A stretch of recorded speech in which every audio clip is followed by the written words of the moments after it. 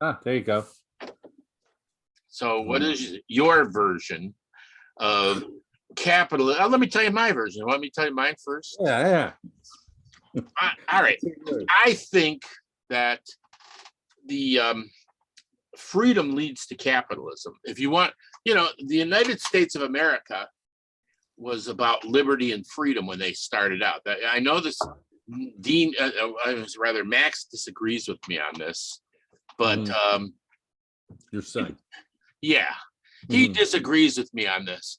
He thinks that the United States never was free and all that. And so anyway, that's what he says. But I think that freedom was created and liberty was created at the beginning of the United States. It was like a revolution that brought about the common man's right to have liberty, right? And what resulted, among other things, was of pure capitalism. Now, I know capitalism came out of England, but it really didn't develop until after there was a more free society. Well, the Industrial Revolution pushed that really far. So, you got to look at goods and services became more readily available, which created a marketplace for capitalism. Well, so, I think, philosophically, I think animals are capitalists a lot of times. I mean, in a way, yes, they are. Yeah. I mean, but they're not strictly capitalists. They're not, what they call the evolutionary capitalists, so to speak, where only the strong survive. There's many, many instances of nature of cooperation and sharing. So so that's like they call them social insects, like bees and ants and stuff. Well, even between species. I mean, between species. It's like they don't. It's not just kill or be killed all the time. I mean, there's a lot of that because you got to eat, but it's not always, and it's not. A lot of times, the relationships that thrive are the cooperative ones, and the cooperative ones are sort of what would be called anti-capitalist. Where I saw a video on YouTube. I don't know if it was. I think it was real because it showed a fox and a skunk frolicking in someone's backyard together. Right. Yeah. Well, you got to look at humans. I mean, the whole entirety of human evolution is about communalism. You look at the last 200 years, 500 years, 1,000 years. That's like nothing of the human evolutionary timescale. The only way humans survived very well was by cooperatively working as a group for the betterment of the group. You could say with the rise of agriculture that changed things quite a bit. Where you had people with more, you rarely had more than you could carry for most of human evolution. Most. Well, 98% of human evolution is accumulated what you could carry. Economics that exists in the modern world is a form of technology. I mean, that's so what we're doing right now, and we have all these fights. I know that I'm hearing a lot of this talk coming from right wing mostly, but we have to stop socialism. We hate no socialism in the United States and all that kind of stuff, right? Yeah. Well, it's because they don't understand that capitalism and socialism are like two sides of the same coin. Exactly. They're so unnuanced. Is that a word? It's non-nuanced, whatever it is. Yeah, I think the first one. Yeah, it's like it makes no sense that it can all be one way because unregulated capitalism. You ask any economist, and it's a disaster because you get exploitation and monopolies and unregulated capitalism is like the law of the jungle in a way. Yeah, like the cavemen. The guy with the biggest toughest. Well, no, can take not cavemen. He wants. Not cavemen. Cavemen were very cooperative and social. Primitive tribes. When they went out into cooperative and social. Primitive tribes. When you went out into the woods, like in Borneo or the Amazon, and there were tribes that rarely saw other people, right? Mm-hmm. They would try to kill you and eat you.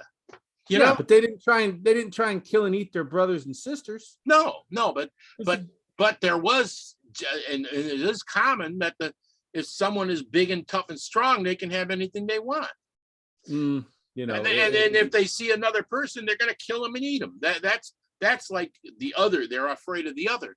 See, that's very short-sighted, even in a primitive society, because if you think you're bigger and stronger than everybody else, that's where socialism comes in. See, next thing you know, someone slits your throat in your sleep. I mean, or poison. This always happens. It goes 2 steps forward, 1 step back. The guy comes along and he's like a Vladimir Putin or something like that, or like some guy in the jungle starts raping all the other women and beating everybody up. And they might lose for a little while, but what happens is the people get together. They say, we're going to gang up on him. Exactly. And that's where so one side is like a capitalist side, Yeah. and one side is like a socialist side. And Which side do you think is the capitalist side? Is it the guy who takes whatever he can get? so he's the nice guy, right? No, he's not nice. He's Who wants to be around a fucker like that? yeah, but he gets what he wants. And I'm gonna stab him in his sleep. No, yeah, I mean, what happens is they gang up on him. See, this is where, but I want to point out. That weeds him out of the population. That's what I'm saying. But I want to point out is that, and I guess what we live in now today is where we have certain people who are in charge and own more than everybody else, and that everybody doesn't like that, right? Right. But there's also a bunch of people, they call them freeloaders, or what they call them, free. They take advantage of the system. They don't work. They don't help. So how do you get somebody to be? How you got both sides of that going on. Right. Right. I mean, you do. There's again another factor here is if people who don't fit into the social order historically, they might dominate here and there or whatever, and they have in the past. But they do get weeded out because, like you said, everybody gangs up on them at some point. But the problem is there are so many people in the world that the assholes are not weeded out, because there's plenty of ways for people to survive. There's many different ways for people to survive and thrive. If capitalism has helped humanity thrive better. That's another thing that people don't understand. Capitalism blossomed because of freedom. Yeah. I mean, if I'm not allowed to do what I want with my labor or my resources, then there's like whenever King George III or whatever was doing taxing the colonies out of existence, they got pissed off, right? Right. Because he was in charge. He was the socialist enterprise at that time. He was telling them they had to pay taxes so they could support wars in other countries and stuff. Sure. And the United States said, no, we want to have freedom of own. And then they said, certain people aren't allowed to own land, and certain people aren't allowed to have, get paid. Those were all restrictions of freedom.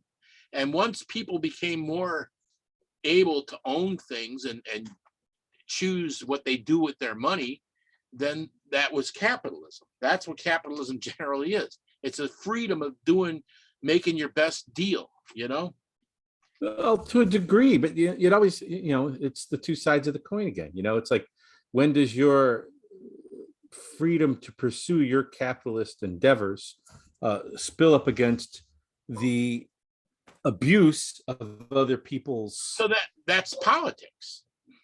Now, that's where the politics exists. We talk about the rights. We talk about the rights. No, that's not politics. That's the pursuit of happiness. And all of politics is not all of politics. I mean, but the Marxian view of politics is, he said that all politics is economic, right? And I'm not a Marxist, but I do believe that not either. that Marx was right on that. The main core, I'd say about more than half of politics is economic. Here's part of my it's like a marriage. It's like most of the fights are over money. Yeah. So here's my main thing is that they in the U.S. now they have like the Democrats and the Republicans, the liberals and the conservatives, right? And Nothing in between. yeah, and well, what they do, well, that's because of I think that's because of the electoral college. Yeah, I think the electoral college makes it a two-party system because you got to get one more than 50% to elect the president. Yeah, they don't do. I mean, there's a good trend in voting with the what's it called? Crap. Well, I can't remember the name of it. It's where you got to have a percentage of the vote, the greater percentage of the vote. Oh yeah, they're right. What's that called again? But the electoral college, I know what you're talking about. Weighted votes. Yeah, no, and there's a name for it. It's like where they have like you list 6 people or 8 people, and then they rate them from 1 to 8, and right. then top 2 run off, and it could be not the liberal. No, that's a primary. No, they have. Well, anyway, I know what you're talking about. In general, it's a different thing. Rank order voting. I think that's what it's called. Yeah, well, I know it. I've seen it, but in the United States, they have 2 parties because of the electoral college. That means that in order to elect the president, they've never had a president be elected by the House of Representatives, which would have been a parliamentary system, right? Yeah, right. So what they do is they line up because if you're a third party, you have no power because there's only one winner, Yeah. So the one president has to get one more than 50%. So what happens is somebody gets cute and says, well, let's start a third party. Let's start a fourth party. Then somebody gets cuter and they say, well, if everybody's going to do the third and fourth party, we'll join together. We'll make one party. We'll have 50% or one more than 50%. See, right. And so that's like a parliament. That's like a parliamentary. No, but that's not parliamentary. That's what the United States is. There's only 2 choices. Yeah. Because if one choice splinters, the other choice wins. Yeah, that's right. And that's what I'm hoping happens coming up. I don't know if that's going to happen.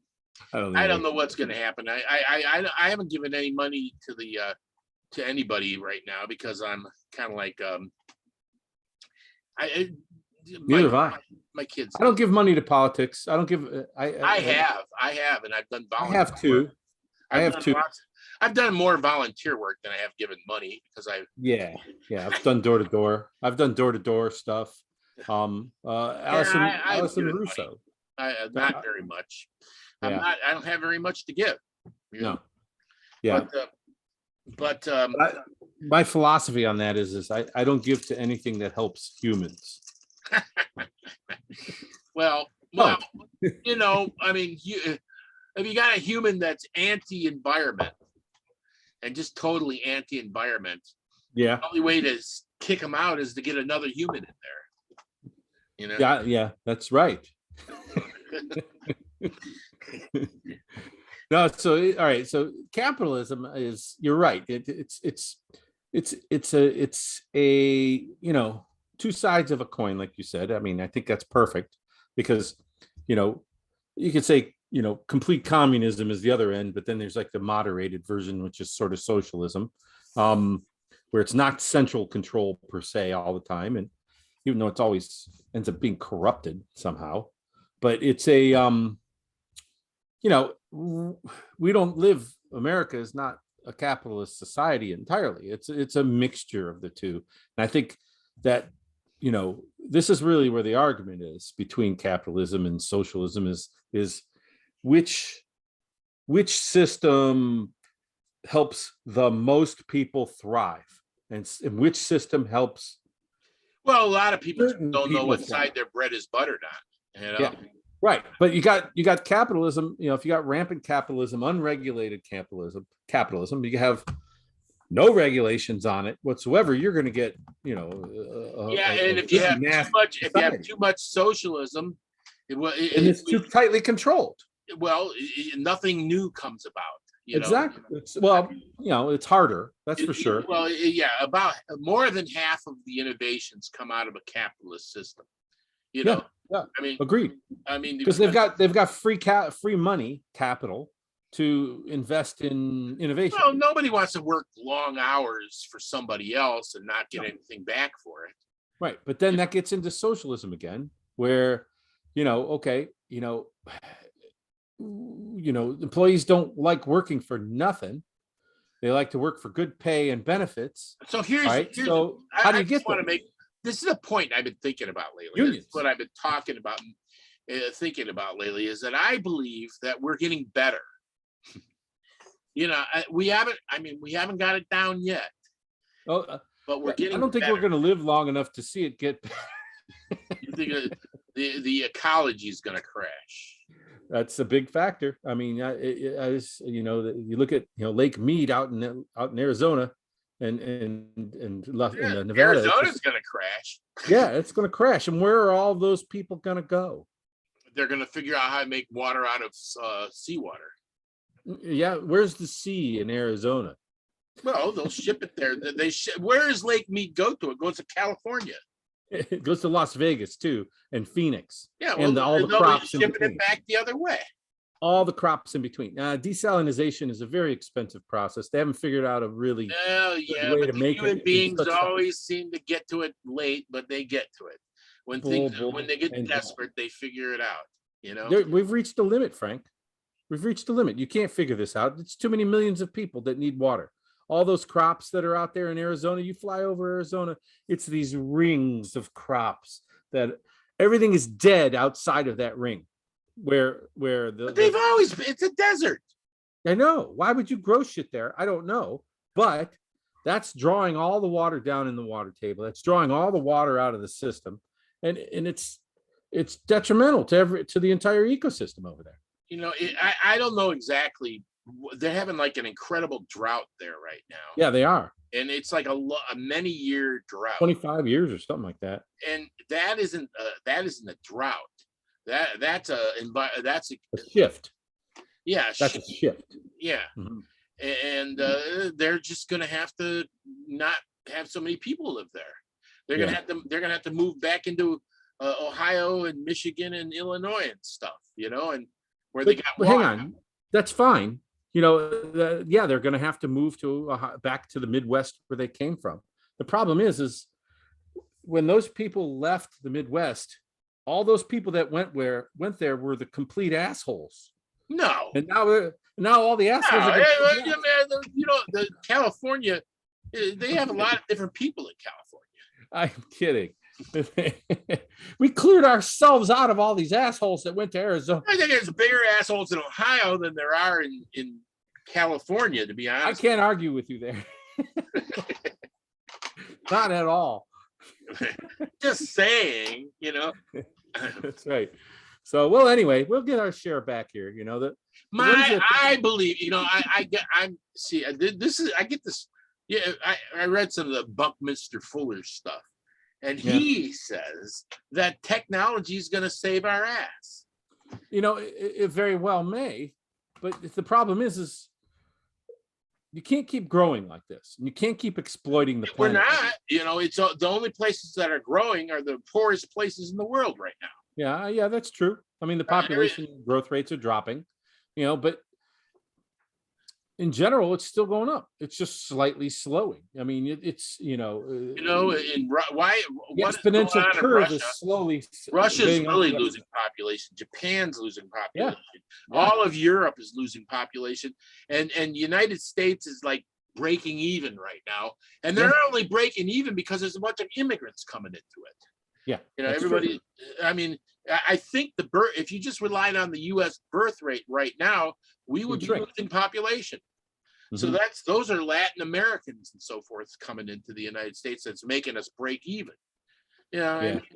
So it's the poor people, the uneducated people, the women who have no power in their society those are the people who are having the babies, you know. Yes, they are. Yep. You know, So you're saying it's like the movie Idiocracy, right? yeah. But That's a very pathetic movie. My point is, and this is my point, and I'm just trying. I'm not just being optimistic. I really think this may be true. We're figuring out economics over many years. We live better now. I mean, just you got to have a big view. I mean, go back to 1925 or 1935 or 1945 or 1955, 1965. You know, in 1965, I remember hearing all these stories about people in Africa with their bellies swollen and the flies landed on their eyes while the little kids couldn't get too weak to brush the flies away and stuff, you know.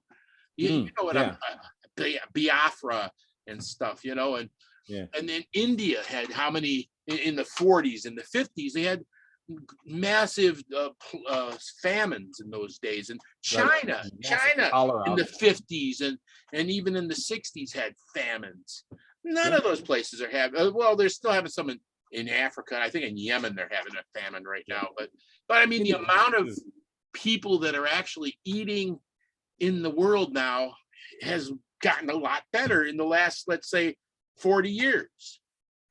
I mean, we're kind of figuring out, and that's because you could say that's technology. You know, it's not just technology, but it's economic technology. Economic technology and economic technology. We're getting better at economics on a worldwide industrial scale. Farming has changed the game quite a lot, and that's innovation by capitalists. I mean, agreed.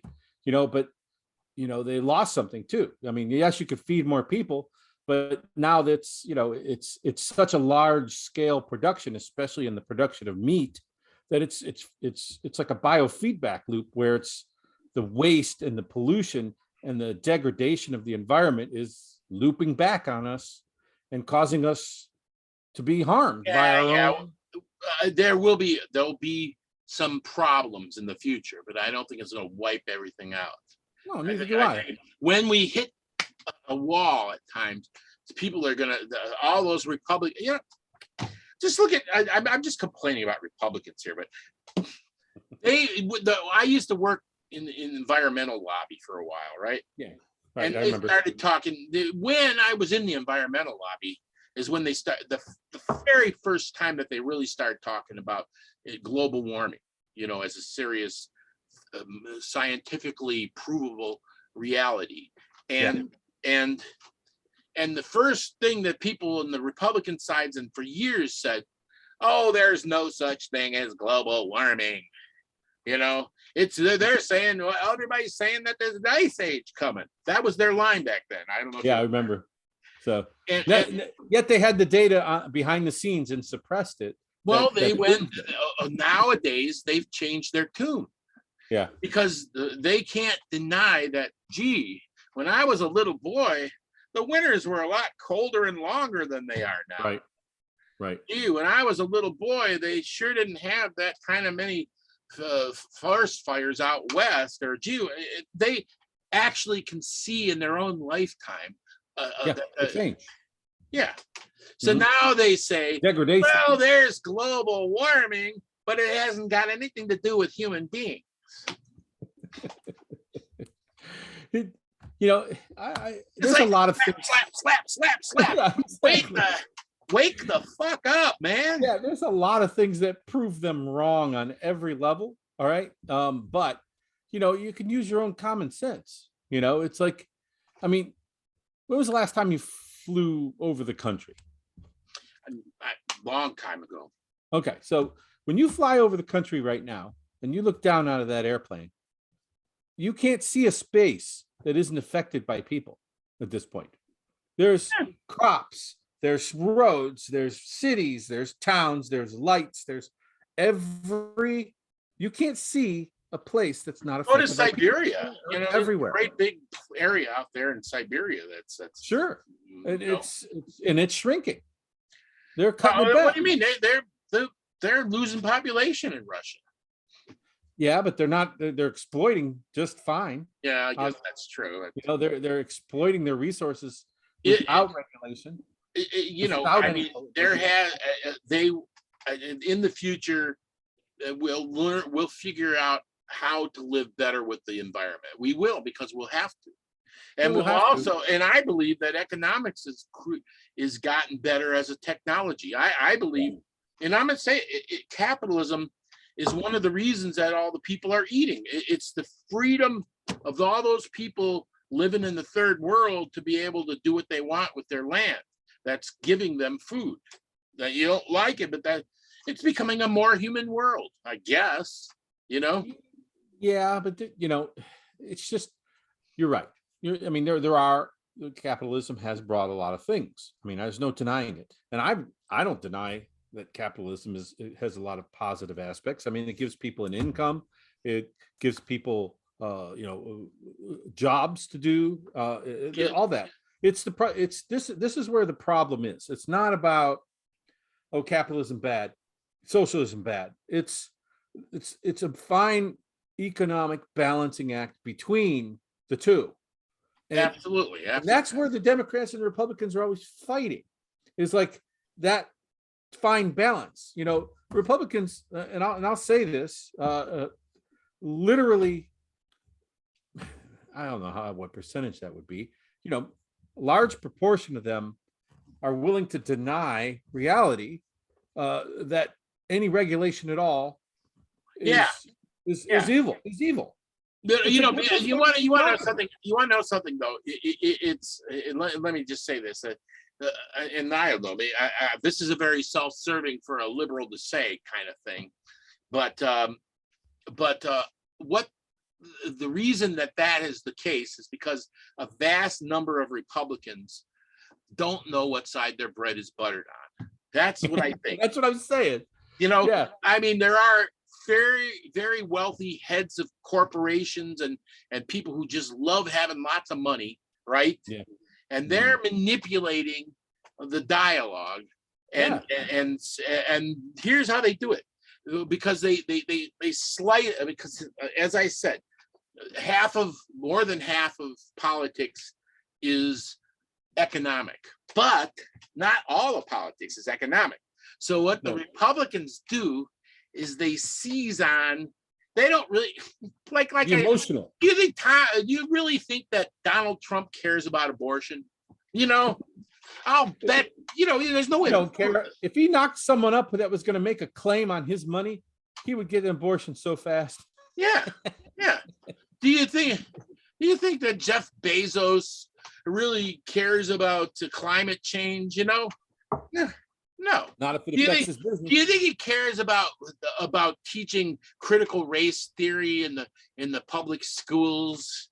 You think he's these people, they don't, they're just Judas goats leading the retards.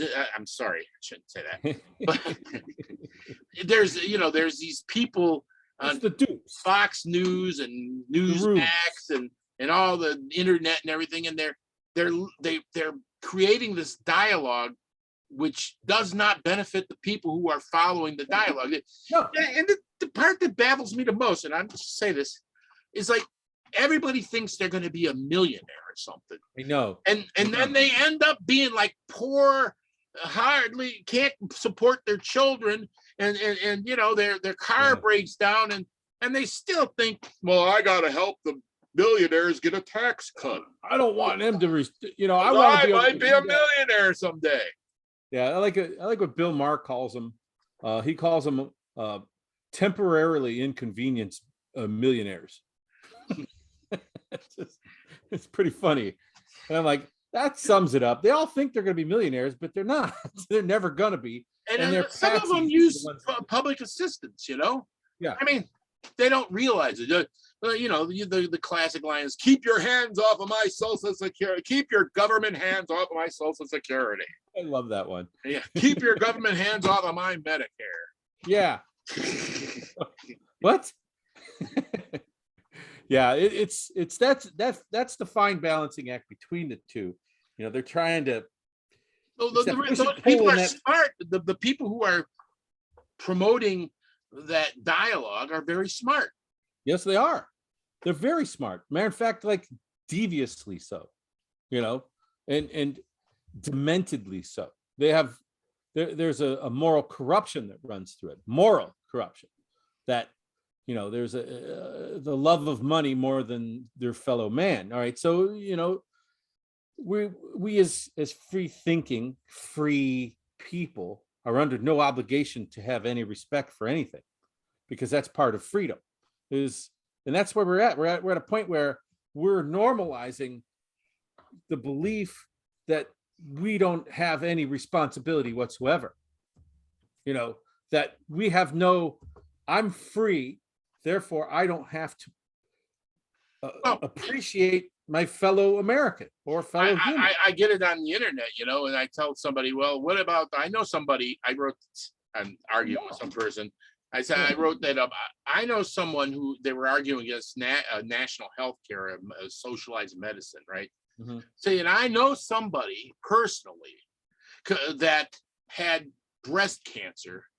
Mm-hmm. Had it not been for the Medicaid, that she would have not been able to go to the doctor. And as it turned out, she was cured because of Medicaid. Mm-hmm. And the guy writes in there, with other people's money.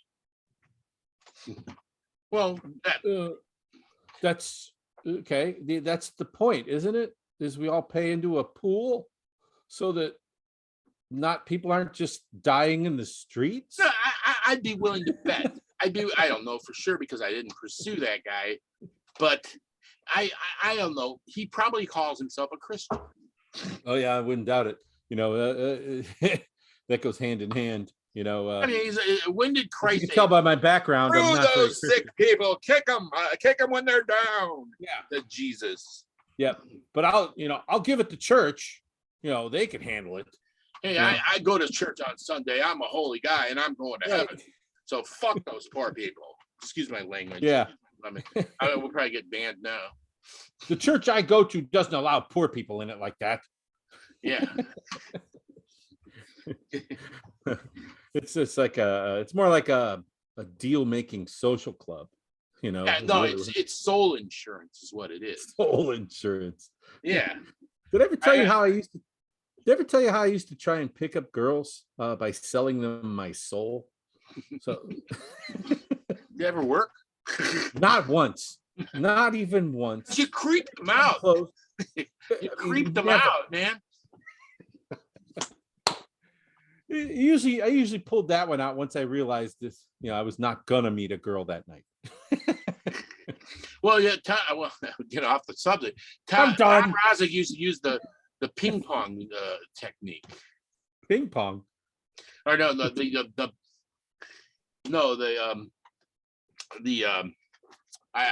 whatever. He would go up to a girl and he would say, "Hi there. Would you like to go home with me?" And the girl, that's pretty direct. "Get out of here, you creep."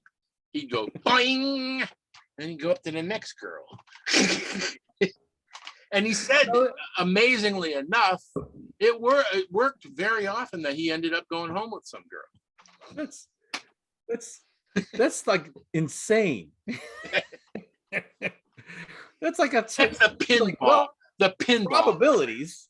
If I play the probabilities and don't even try really hard. The pinball theory, that's what it was. No. You got to put some effort into it. I mean, geez. Well, Tom's like 6'2", you know what I mean? Yeah. So, but it's just, it's a they're very, I hate to say they, people, I think, are very, short-sighted when it comes to their finances and short-sighted when it comes to their politics and economics. And I think they're really playing on fears a lot, Well, I mean, when if we can get enough people to understand what is their best interest, then they could maybe they could come more to the Democratic side, or guess who's really the social democratic, I should say, side. Guess who's really terrible at messaging that thing?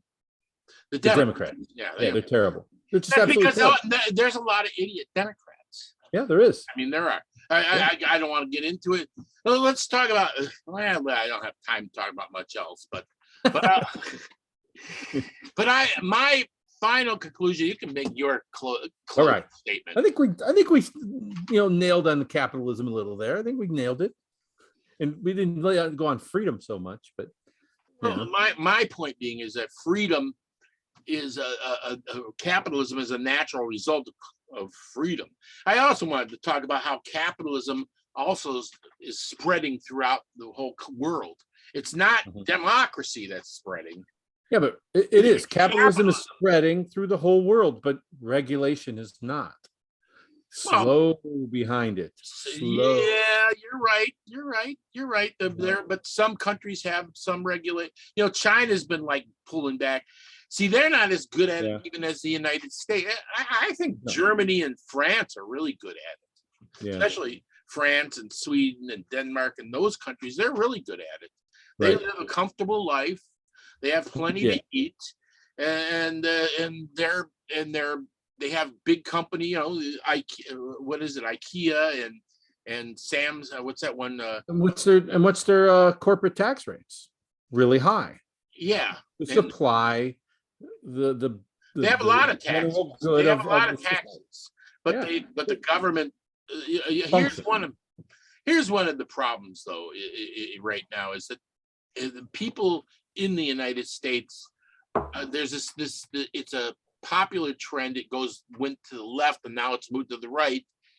It's anti-disestablishmentarianism. You know what I mean? It's a mouthful. Yeah, it means that I rebel against authority. Yes. Yeah. Left end. There's a lot of left and right on there. It's like a libertarian thing. Yeah. And that's like it's cool and it's hip, and and it's sometimes right. It's the entire city of Portland. Yeah. but it comes from both sides, and what comes from the right is that they don't trust the government at all. The government, that's the guy. They're getting rid of the post office. Yeah. But what do you got when you do that? I like to play this mental exercise where let's give them everything they want. What do we got? What do we get out of society? Iowa. Huh? You got Iowa. Yeah, Iowa. Why Iowa? Take a look at Iowa. Take a look at Iowa. Iowa, they lowered their corporate taxes, and then they couldn't pay their teachers. Or Kansas too. Kansas did that too. Yeah, Kansas too. And now people are moving out of there in droves. Yeah, because the standard of living is so low. I mean, it's certain people are doing well, I'm sure. Yeah, but it's even take it farther than that. Let's give them everything they want, and what kind of a society do we have at that point? And I think they actually go to this like mixture of like mental control and Wild West shit. Like I don't even know where that would go. Well, that's libertarian, whatever the hell you want, but the libertarian philosophy, oligarchy, Nazism, which believes in no taxes at all, right? Right. And how the road's going to get fixed? Well, you got to buy a truck with big tires so you can go over the bumps. Okay. And how do you afford the big tires? Well, you just you make money in the without having to pay any taxes. You make a lot of money. I mean, your boss will tell you. Your boss will tell you to go pound salt if you think you're going to start a union. Yeah. He'll just fire you and they'll bring in. I guess part of libertarianism means open borders too, doesn't it? I mean, there's no government to control the borders because you don't supply money to the government. So, and I'm going to call. Some of these people even go as far as to each individual is a sovereign nation. It's like, okay, dumbass. But it's just it's laws don't apply to me because I'm a sovereign nation. What? It's like they're living in a fantasy. I mean, there's a lot of people also. It's on the right who think that we're coming to the apocalypse. We're going to have a civil war, and we're going to have to need those guns, and we're going to have to hunker down in our houses and our basements, and and shoot anybody that comes along, and we better have a big piece of land and lots of food and water saved up, Yeah. See, that's the right wing. That's that's one of their fantasies. See, they sell this stuff. They sell it, they celebrate it, they dream it. It's a sick, like, end of times, like Wild West fantasy. I'm getting old. I probably, my son thinks that way. I know people. I personally know several people who think that way. I mean, the guy at work. Hey, the guy at work has 1,500 guns, he says. Right. Now, here's the thing: is like, they're not wrong entirely. All right. So, I think things will disintegrate much farther than what they are even right now. And they are right. I don't think so. This is where you and I disagree. I don't think I understand that. I understand that. But at the same time, I think it would behoove the left to arm up at this point. Yeah, well, if I have to go to war and have a gun and shoot people, maybe it's time for me to die. I mean, I don't know. I don't want to shoot anybody. Okay, it's not one of the things. I don't either. I don't. If it's got. But I don't want to be the only one out there without one. Well, I've gotten this far, and I've stopped. Yeah. I've had guns pulled on me on several occasions. I've been shot at 5 times. Yeah, but I've gotten by without a gun. And I'm going to continue. I think it's a self-fulfilling prophecy, is what I think. I agree. Start looking for disaster, you're going to find it. That's exactly right. I agree, and it feeds on itself. It's like, okay, and I went into that knowing full well that was really the result, and I'm very careful not to succumb to any of it. You have to. That's part of being a rational thinking human, is you don't succumb to your emotional feelings. You address the irrational situations in the world rationally. Okay, and that way you're not going to succumb to the fear. All right, I don't have fear of anything at this point. It's especially after going through that surgery. It's like, I don't know. I've been living on borrowed time since I was 7 years old. Exactly. So there's not much to fear. All right, it's just I'm a kind of person that if we start living in a world where fascists are running free, doing the things they want, I'm gonna fucking shoot one. All right. I'm not. I am not shooting anybody. I'm not shooting anybody. It's not. Dad shot at them. So what? Dad was Nazis. I'm not Dad. I'm not doing it. I'm not killing anybody. I'm not either. But if it comes to like it's kill or be killed, I'll probably be killed. Yeah, that's one of the 2 results. And I don't have this fantasy that I'm going to be some sort, but I'm not going to sit idly by. Like, if the Russians come over my border into Ukraine and I'm a Ukrainian, I'm fighting. I'm not going to run. Well, yeah, I guess in that situation, that's what I'm saying. I'm old enough, I wouldn't have to. That's right. Me too, probably. But it's just a matter of, all my life I've tried to be a defender, and I've had to do it at times, and it's every time I've done it, it's been the right move. Well, I've been in how many fights have I been in? I haven't been in one in 30 years. Well, probably more than me. But I've been in like 50 fights, 40 fights, something like I don't exactly know the number. It might have been less than 40, 35 fights, I would say. A lot less than that. I'm like in the under 10. I've been about 35 fights in my life, and I've never got my ass kicked but one time, and that was by 2 guys, by the way. Yeah. That's what I always tell people. I said, like, okay, you might kick my ass, but you're not coming out of this unscathed. Yeah, bite them if you have to. That's right. Something's going to happen to you, dude. Yeah. A human bite mark can be very dangerous. That's right. That's right. But I'm past that. That's because of my big mouth that got me in all this trouble. But all right. You got your conclusion in. I guess I got my conclusion in. So you did. You got capitalism is the savior of humanity. That's what your conclusion was. and mine was No, my conclusion is that hold on there, pal. Wait a minute, you're putting words into my mouth here. You're putting words into my mouth. You say right. You say hail Karl Marx, right? Is that what you're saying? Yeah. Who? Hail Carl's Jr. You're putting words in my mouth. I'm saying that that economic freedom is a matter of having everybody make a choice that they can make their best deal. So that you cannot, if you're going to have freedom, you're going to have capitalism. Yeah. And the other part of that is that we have to have restrictions on freedoms, which rules of capitalism. Yeah, there's a line that we have that's called where we're at politically. Mm-hmm. But my final conclusion is that we are going to be able to, and we have been able to figure out over the years, a better and better and better way of doing economics like that. It's a little socialism, a little capital. We got to balance it out, until I wish we would balance. And when we come up with, and in the future,